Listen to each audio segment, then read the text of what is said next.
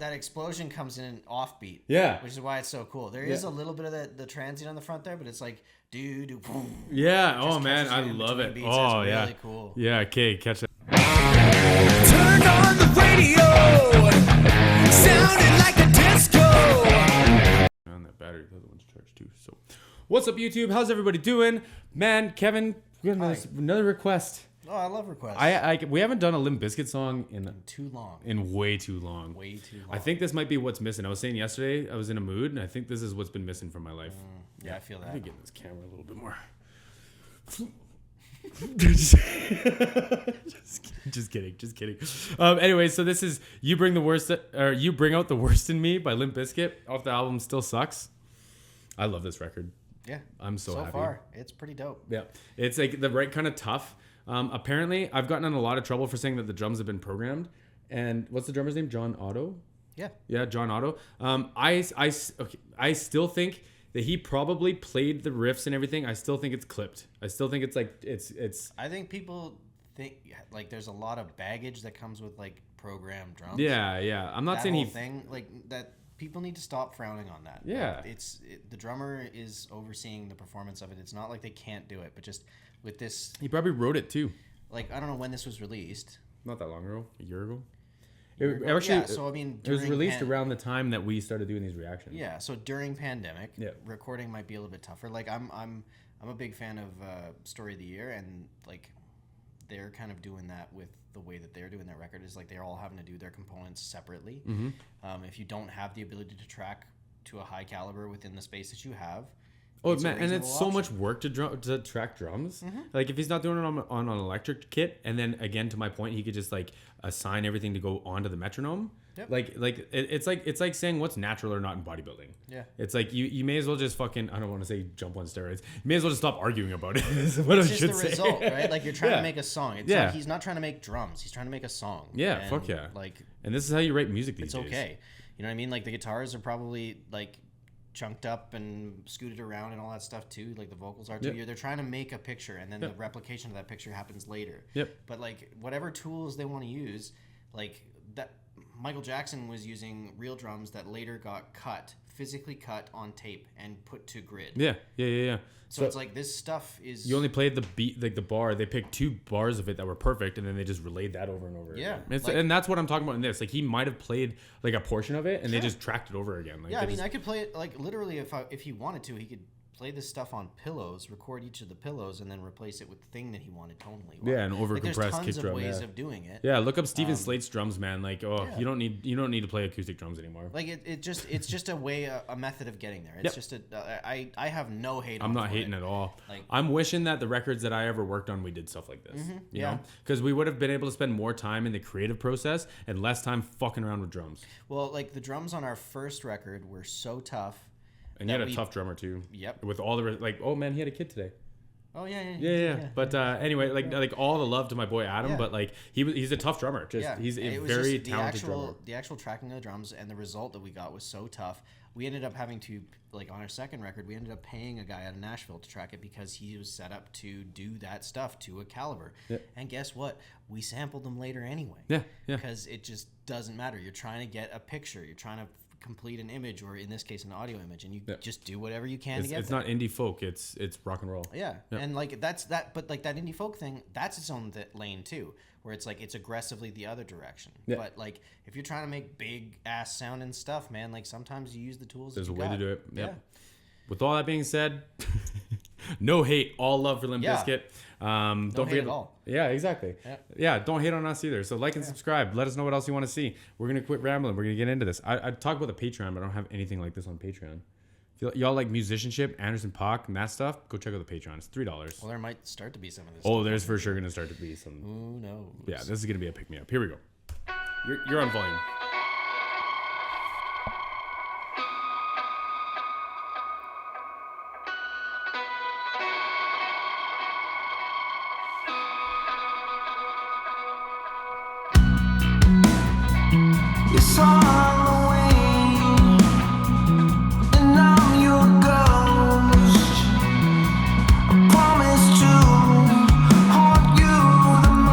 ghost notes are so perfect.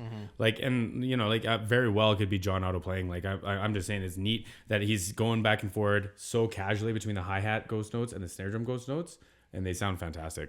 Yep. And I'm your ghost.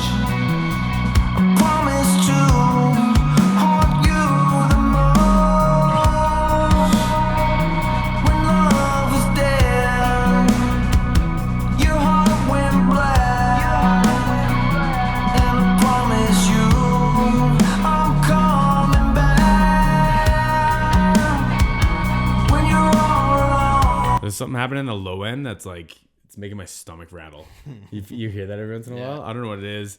It's like it sounds like menacing, like something's coming. That's some sub bass crazy shit going on. You know, the only thing that I'm hearing though is like this is one of the hard things when drums are so aggressive is like I think I hear him doing hi-hat and like little tiny ghosties on the snare drum like, as this kind of thing. And I think they're there, and I do think those are real, but they're mixed in so low. That's what I'm saying. That it's like, it's really, and the tone of them is so different. Yeah, and it's a funk thing. Like I don't even know if I could replicate it, but it's like you'd be like, yeah, right? Like there's always this ghost note going on in your left hand, and it sounds like he's like in the beginning, it sounded like it was a little bit of hi-hat and a little bit of snare, and I do agree with you. I think it's mostly snare now. Yeah, but it's just so subtly in there. Some sort of rhythm going on in there. Yeah. When you're all alone, be prepared, 'cause you might hear me. When you say, I will be inside your dreams, Okay, one sec. I was not expecting that. Yep. Woo! 'cause you might hear me. When you say, I will be inside your dreams, inside your strength. That was cool. Everything's perfect. So what I really appreciate about Wes Borland is he makes riffs that are like within a fret of each other sound really cool. That's exactly what I was thinking. I was just like, man, he's one fret away from himself. Yeah, and it sounds dope. fantastic. Like every time I try to play something chromatic or a single fret like that, it always sounds trashy.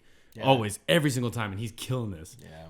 Nothing felt so perfect, even when you hurt me.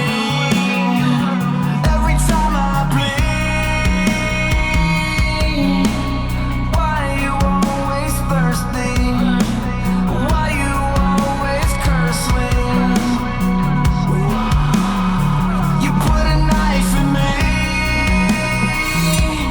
all for nothing. Carve me like a pumpkin, always for nothing. When you say, I will be inside your dreams, inside your strength. Okay. I will possess you. Oh yeah. Those I like love building that. drops and stuff. So my I think what those sub basses was the resonance of that building drop that they just did, and I think they just took the back end of it without the drop, and they used that as just samples to fill it out because that drop was dope. Yeah, I love that time change, that halftime time change. Is Yeah, so nice. So it was like smartly planned because the chorus time change is like almost weird. Like it's almost like I've been saying this lots lately. It's almost like a samba groove. Yeah, no, honestly, it's like a tension builder. Yeah, through the rhythm. yeah, right. And then like and then you jump into this halftime and it's just like squares right Yeah, up. it's super cathartic to Yeah. like just hit that all of a sudden. Yeah, It's really fuck yeah. good.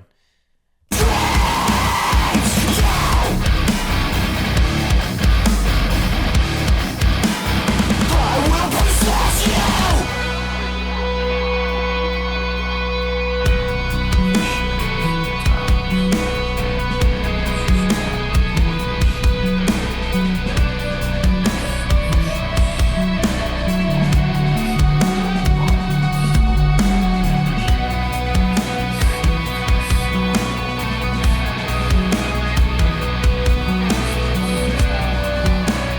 He's using one of those magnet pickup things. Those Evos. Yeah. Yeah. That's how he's getting that little overtone shit going So on. what it is like there's two variations of it. You can have it on like a single one where it'll either sustain or it'll do the feedback thing. And then like when you play the note, it just it just keeps the magnet moving, so the string just continues to vibrate. Continues to vibrate, so you just move your left hand. Yeah, and it's just making that kind of violin-y, crazy ass sound. Yeah, they're super cool. I'm pretty sure they're called Evos. I think you're right. Yeah. Man, like y'all gotta understand, it's been a long time since I've been in the music industry. It's been way longer than I'm willing to admit. Around that shit came out. Yeah, I remember how garbage they were. I didn't even buy one. God.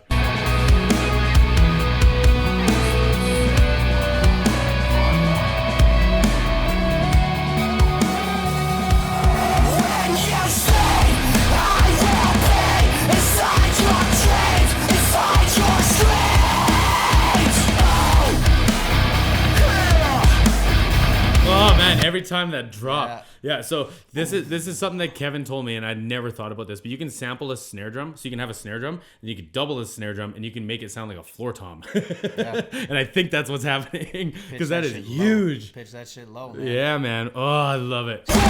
Just adds weight. Yeah, fuck yeah, it does. And here it is, because it's like, it's literally like, yeah. Inside your dreams, inside your strength.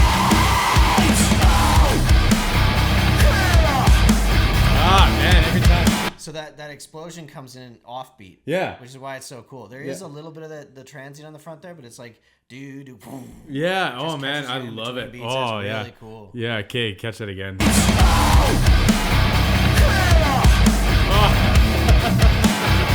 I will possess you. Come on.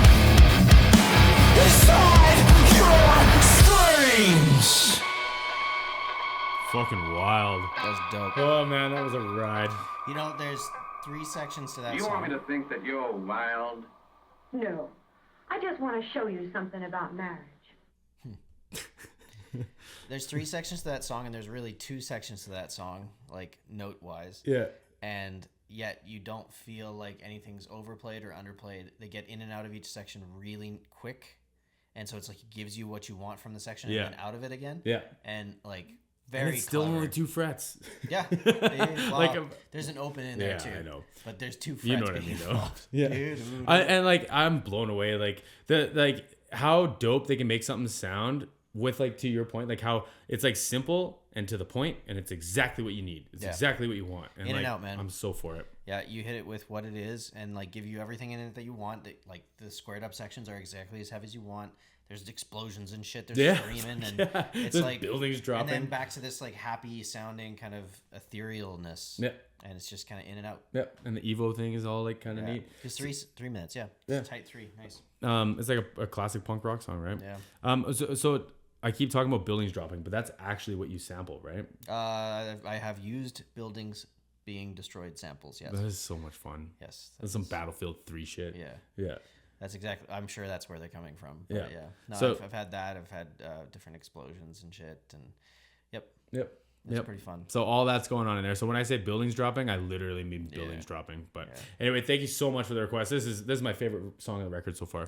They're all progressively getting better. Yeah. And the one thing I do like is that I'm not listening to anything outside of what we're doing for the reactions. So every time I get to hear one, it is new. Yeah. Because I'm staying away from hearing any more of it other than what we're doing here. Yep, exactly. So keep them up. Thank you so much for this one. See you guys again soon.